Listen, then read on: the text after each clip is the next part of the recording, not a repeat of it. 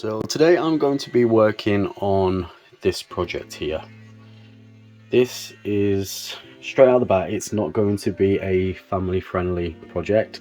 It's certainly not safe for work, as this is going to be a different type of dollhouse. So my theme for it is actually going to be a working brothel with an adult shop downstairs, or a sex shop. So the actual kit itself is quite a large kit. It has multiple rooms on the inside.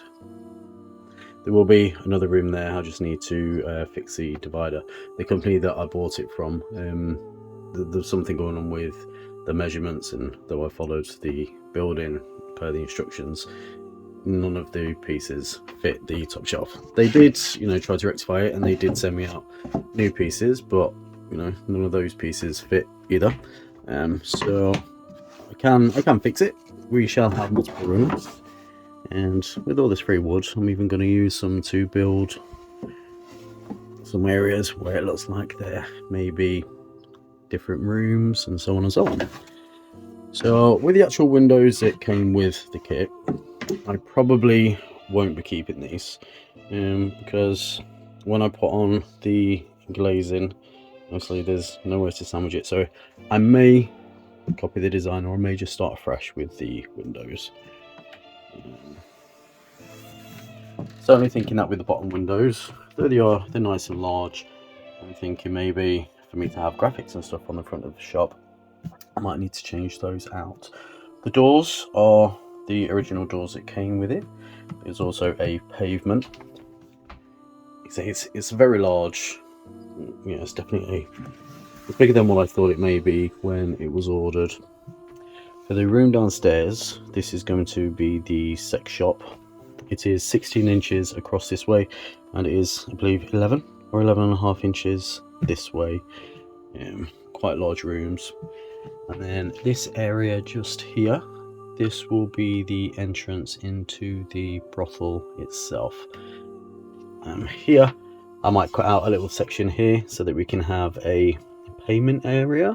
If the till area is going to go here, I don't know if that is something that would be in a brothel, but it kind of makes sense to me, and I think it'd be pretty cool. On the outside of the building, I shall be bricking everything here. I've just been on to Design Space, and I've just created a very large stencil, brick stencil, so that would be cool. I've actually been putting it off for quite a long time, to be honest, because with the actual bricks, I wasn't sure how I was going to do it. I didn't really want to cut up a million pieces of cork, so in the end I thought, right, just make a stencil, let's just get on. So please stick around to see how this turns out. And like I say, definitely not family friendly, definitely not safe for work, so please watch at your own risk, and have a nice day. So what I'm doing now is I'm using the elements that came as part of the dollhouse kit. There is some, I think they might be called gaubles. There's this decorative paneling which I'm holding now, and some other stone part that goes down at the bottom. I'm using a piece of extra MDF just to give me a little bit of height on this. At this point I didn't know exactly what size it was going to come out at, what size I wanted it to be. I didn't have a name for it at this point, a name for the shop. So I'm just making a few markings, just having a look where I think that I might want the area to be. I had previously spray painted all of the elements that came in at black when I first got this kit back in December, last Christmas, so Christmas 2022. I was so excited, I couldn't wait to open it. I got it a little bit early, but then I just kind of put off the build for a little bit, I guess. So I also mixed together some PVA and some water. I think I did this maybe at a 50-50 ratio, and I just sealed off the inside, or the ground floor of the inside, the complete front of the facade, and the complete inside of the facade as well, just to seal everything so that I'd stand a better chance of stuff sticking to it rather than just absorbing all the moisture. Okay, so anytime when you're working with anything that can kick off dust or fumes, it is definitely in your best interest for you to wear some sort of protection to stop those nasties from getting into your lungs. It doesn't need to be as fabulous as mine, but it's definitely something which you should keep in mind. So for the recipe of this texture paste, I didn't actually have a recipe. I was basically just scooping it out and aiming for a texture that resembled a thick texture paste.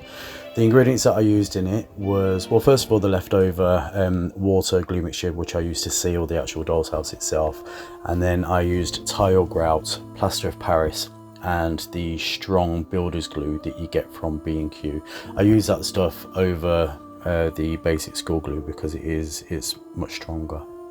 So I was just mixing in all of the ingredients together just to give me that nice texture. If I'd have wanted to have these bricks a normal brick colour, then I would have also tinted this paste at this point. I'm also adding in some play sand into this mixture just to help give me a more realistic texture, more similar to what bricks actually have.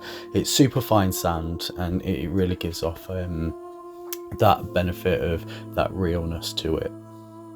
So texture wise, you're just looking for this thick consistency that stays on your spatula when you hold it up into the air.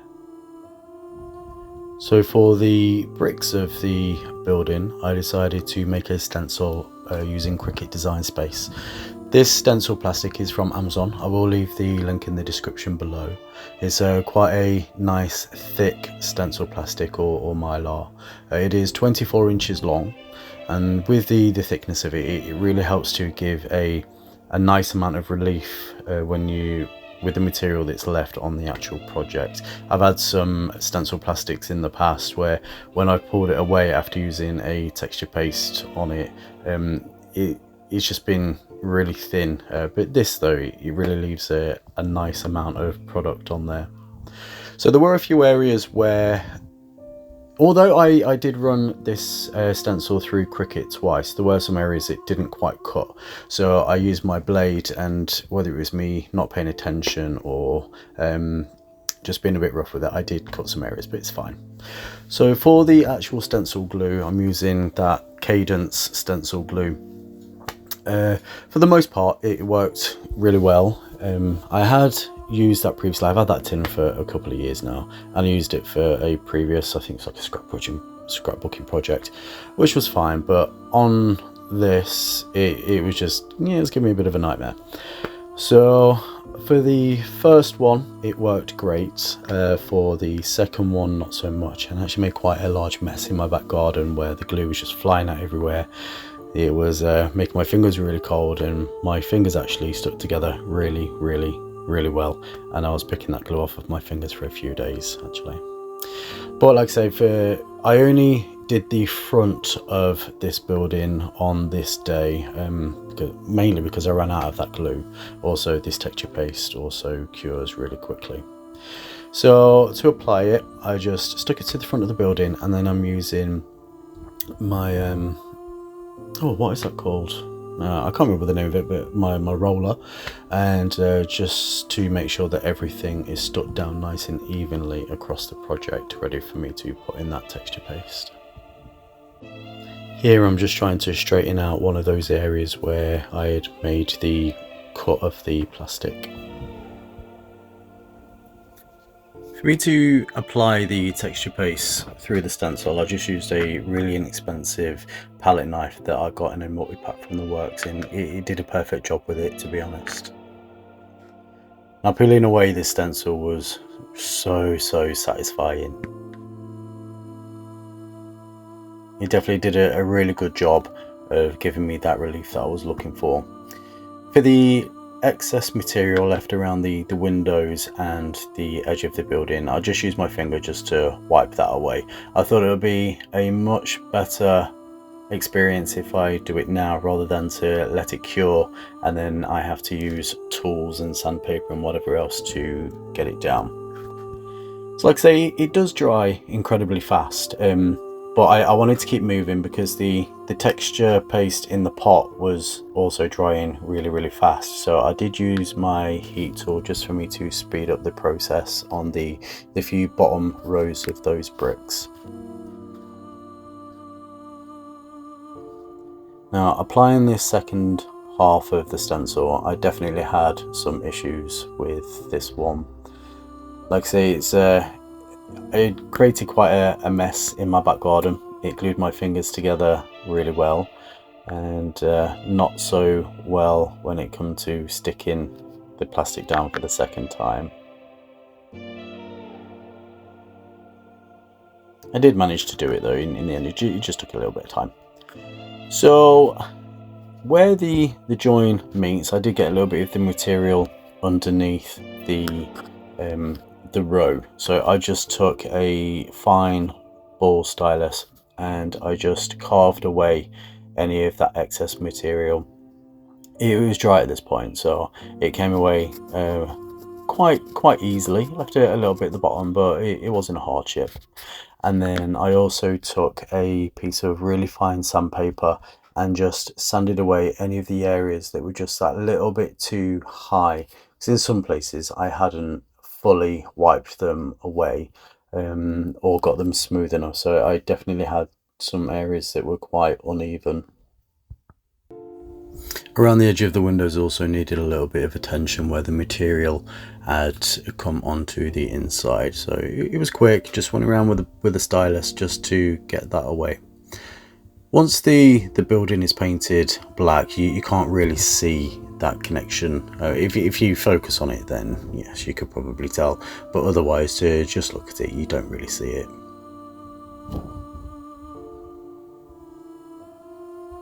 So now I am applying the parts that came with it.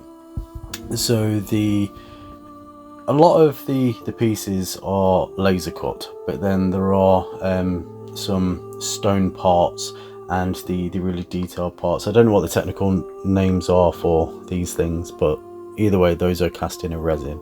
So for the parts which are laser cut, I just use some matte Mod Podge to stick those down to the MDF. It created a nice bond because I'd already sealed the MDF with the PVA mixture. They stuck down nice and easy. For the cast resin pieces, I used a Gorilla Gel Glue, and for the windowsills on the two floors, I used a mixture of PVA and a liquid super glue just to really hold everything into place. So looking at this part of the video here, it looks like the dollhouse has a very shallow depth. Definitely a trick of the camera. I believe it's 11 inches deep. Looking at this, I'd say it probably looks about 5 inches deep, but it is a full-size dollhouse for sure.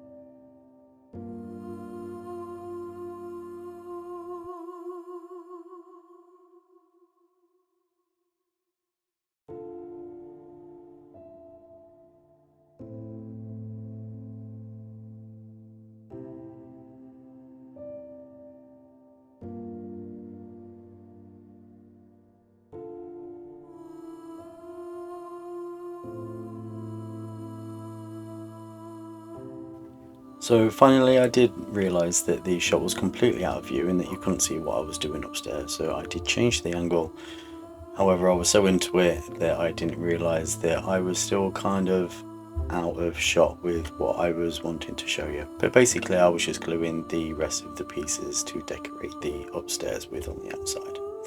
So once all of that was done, it was time for me to paint it black, and for that I just used a mixture of black acrylic paint and some matte Mod Podge, and I covered the entire outside of it with that. So off camera I went on to Xtools Design Space and I designed the front name for the actual shop itself.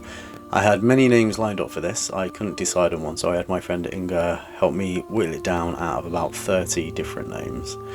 And then I took it outside and I gave it a spray paint in this really nice spray paint. Actually, it's almost satin, not quite satin, but it also has a really nice glittery colour. Now really, to make the gold stand out a little bit more, I should have put a base coat of a darker colour, maybe a brown or something like that, just to really make the gold pop. But all in all, I'm really happy with how it came out. So I decided to keep the letters inside this, let's call it a stencil, just so that I could keep the gold from getting onto the inside or the edging of the letter, if that makes sense. So I am using the relief piece from it. I am keeping that because I do use that later on for me to attach the letters and try to keep them somewhat even. I did have a little bit of trouble with it, with some of them falling out when I moved it, but for the best part it worked great.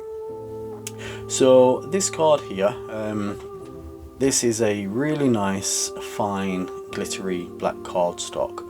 I did try to cut this out on my laser cutter first of all, so that I wouldn't have to use that area where it says T's and Please, that relief part.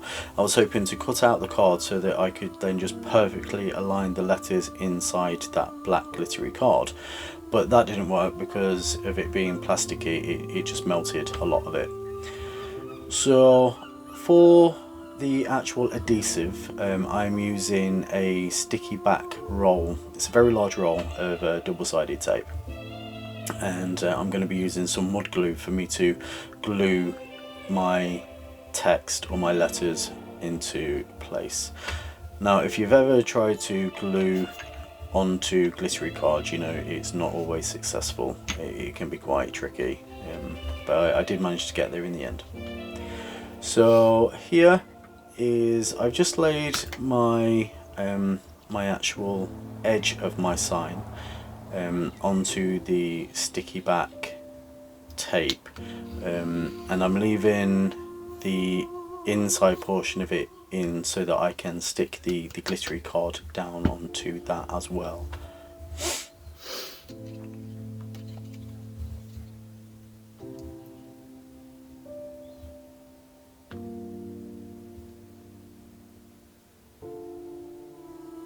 So I also used a black alcohol marker just to cover up the white edges of that card, just to make it more seamless.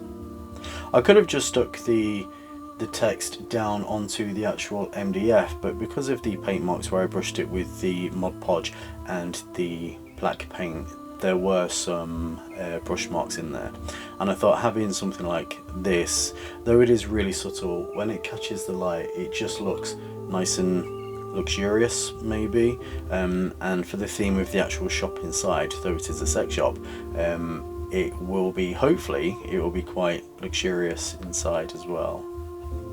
And so I just wanted that to reflect on the outside really. There I'm just using the rubber end of a stylus and the actual stylus itself, just so that I can get that cardstock down into the crevices.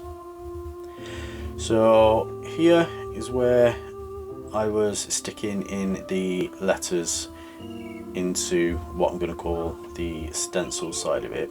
Now I knew that they wouldn't stick so great because I am a crafter and I also do paper crafts, but I thought wood glue stands a pretty good chance, and for the most part it did. I did have a little bit of an issue where I lifted out this part and I think it was the A that had moved, but for the most part it worked great, to be fair. Now they do feel pretty solid on the actual cardstock.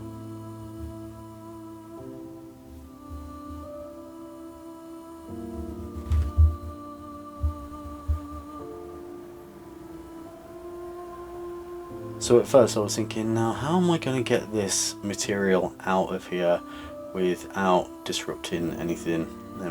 Luckily I have this extra palette knife which did a really good job.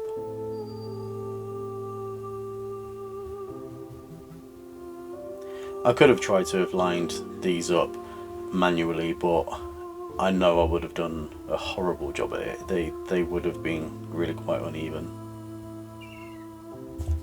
So with the name, I wasn't sure if I was going to stick with it for a while. Like I said, I did break it down quite a lot with my friend, and at first I loved it, and then I was like, oh well, maybe I'm not so sure. But by that time I'd already spent quite a bit of time with trying to figure out what text I wanted to use, if I wanted to be modern, if I wanted to be more themed and so on, and it took me a couple of tries for me to get it to the right scale with me cutting it out. And then I thought, do you know what, just stay with it, just stick with it. It's a cool name, Tease and Please. I think it's quite a cool name for an adult sex shop, and now I'm glad that I stayed with it. So this here gave me a bit of a hard time for a moment, but honestly just a bit of wood glue and then it stuck down quite nice in the end.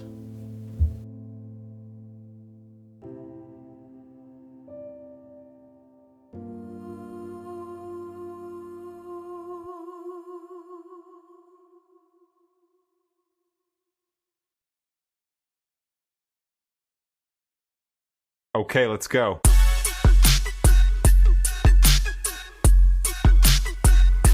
So here we have the final result. In my next video I shall be attempting to make some neon lighting. I shall be making the sign for the brothel, which will be this sign just here.